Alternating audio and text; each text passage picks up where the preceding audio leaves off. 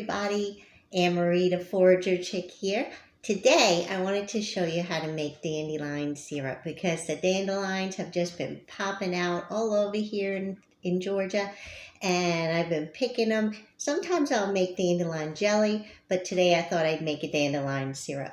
So I did pick some. I already started cutting them up.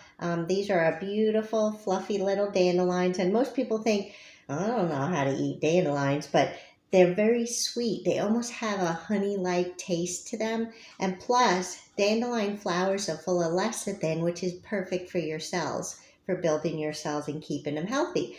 So this is one of the bees' first food. And we don't take all the dandelions, of course, but we do take some, and we're going to make a syrup with it. So the first thing we have to do is cut off the petals. What I do is I just pinch the end right here on that side, because you don't want any of the green, because the green is bitter, and when we're making a syrup we don't want it bitter. And you basically just take your scissors and clip it off. That's the easiest way that I have found to do this, and you just go ahead and you can clip it all in one clean sweep. Whoops, and then we miss some, of course, because you know I am a messy cook. So I'm going to do a few of these. I'm not going to do all of them because I'll show you what I did already, but I'm going to get most of them in there. So figure if you want to make about a cup and a half of syrup, about 10 to 12 ounces of syrup, you're going to need about 2 full cups of blossoms. And then once you cut off the petals, you have about a cup. So see how pretty they are in that jar? So I'm not going to do all these right here because you don't need to see me cut all of them up. We're going to put that aside. So say this is half full. We have some boiling water. We would pour the water right over it. We'll just do that much for now. We'd put a lid on it, let it cool to room temperature, and then you take this jar and put it in the refrigerator until the next day. Then you strain it out. So we have one here that's already been sitting overnight, and we're going to go ahead and strain this out using a fine mesh strainer. We put it over our measuring glass, and we're going to pour that in there. Just turn this down. Okay, I'm going to use our spoon just to squish out all the goodness. Get out of there. Oh, it already smells good, and it's just the tea. All right, place that aside. And here we have our tea, and it's just a little bit over 1 cup, so that's perfect. I'm going to put it into this pot, and then I'm going to add equal parts of sugar. I've already measured out 1 cup of sugar. I'm using organic pure cane sugar, and this one's kind of got a little bit of a golden color to it. I'm going to put that in there as well. Put that on the side, put that on the side. And you're just going to bring this up to a low boil, simmer. This takes no time at all. And we're waiting for the sugar to melt and for the syrup to thicken a little bit.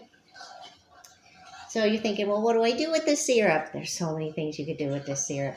You could put it on pancakes, put it on waffles, pour it into your oatmeal, make a cocktail, and put about 1 ounce of the syrup in there. You can put it in sparkling water. Just take a spoonful, and you can put it in your tea as well.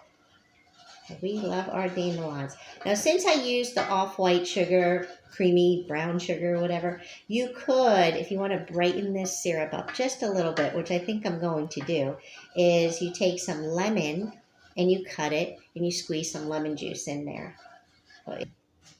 Stirring, it's almost ready. I have a half a lemon here. I'm going to squeeze a little bit of that in there, just to brighten up the color and the taste. Whoops. I don't know if you saw that. I just squirted myself. All right. Take that. And I'm going to put it back in our measuring cup just for a minute, and then I'm going to pour it into the jar.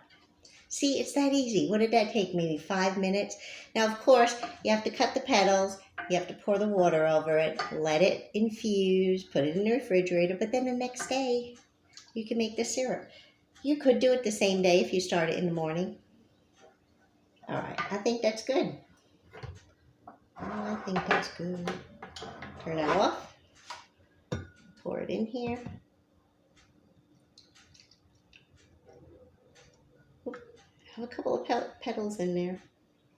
So with this syrup, oh my gosh, it smells so good.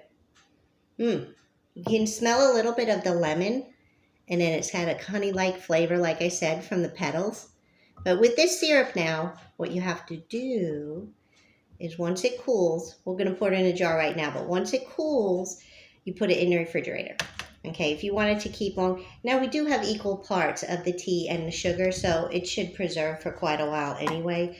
But to be on the safe side, I store all of my syrups in the refrigerator, or you could freeze some. And then in the middle of winter, when there's no dandelions around, you can have some nice bright dandelion syrup. Let's go ahead and pour this in here. I don't think it's all gonna fit. Let's see. All right, almost. Dun, dun, dun. There we go. I'll just have to have a little bit of that. Let's taste it. You know it's gonna be good. I swear it tastes just like you took out a spoonful of honey and squirted in a little bit of lemon. That's what that tastes like. So here you go. We have dandelion flower syrup, and I'm going to let this cool. I'll label it, of course, then put it in the refrigerator. So I hope you enjoyed it. Have a beautiful day.